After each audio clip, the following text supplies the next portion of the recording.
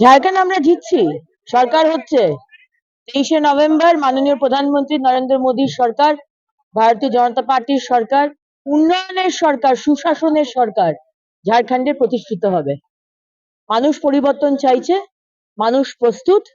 কারণ এই যে সরকার ছিল হেমন্ত সোরেনের সরকার, তারা চুরি করেছে। ঠিক মমতা ব্যানার্জির রাস্তায় তারা চলেছে।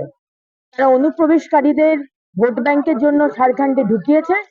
ঝাড়খণ্ডের মাটি বেটি, রুটি মাটি বেটি নষ্ট করেছে।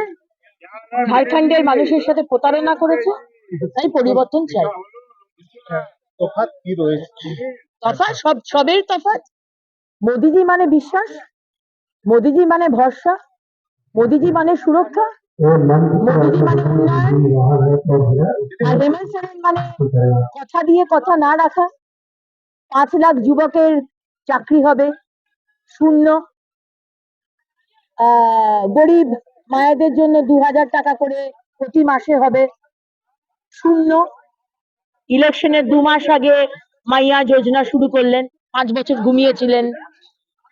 দিদি, আপনি যেটা বলছেন বেঙ্গলে যে যেহেতু অনেক বুথগুলো দখল হয়, এবার ঝাড়খণ্ডে সেরকম ঘটাটা বুথ দখল হওয়ার বিষয়টা ঝাড়খণ্ডে অতটা নেই।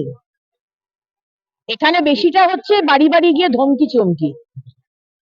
বুথকে দখল করা সেই রকম আমি অন্তত ধানবাদ ক্লাস্টার ইনচার্জ, আমি এখানে অতটা শুনিনি। আর এখানে আমার ভারতীয় জনতা পার্টি যথেষ্ট শক্তিশালী। আমার ভারতীয় জনতা পার্টির কার্যকর্তারা যদি জেএমএম আর কংগ্রেস ভাবে যে ইট মারবে, পাটকেল নিয়ে আমরাও রেডি আছি। আমরা গান্ধীজির মতো এক গাল বাড়িয়ে দিই না, আমরা হচ্ছি নেতাজির সন্তান। লড়াই কিভাবে করতে হয় আমরাও জানি।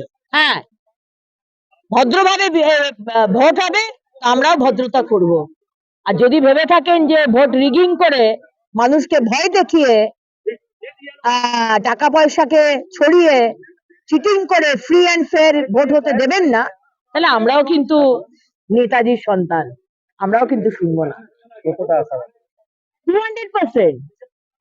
সমস্ত আপনারা সংবাদ মাধ্যম যে এক্সিট পোল দেখাচ্ছেন, মানে যে দেখাচ্ছেন রেজাল্ট, এক্সিট পোল না, যে দেখাচ্ছেন রেজাল্ট, সমীক্ষা, প্রতিটাতে সুইপ করছে। সুইপ মানে এমনি এমনি জিতছি না, সুইপ করে ভারতীয় জনতা পার্টি জিতছে। সুতরাং মিষ্টি মুখ শুরু হয়ে গেছে, সরকার হচ্ছে।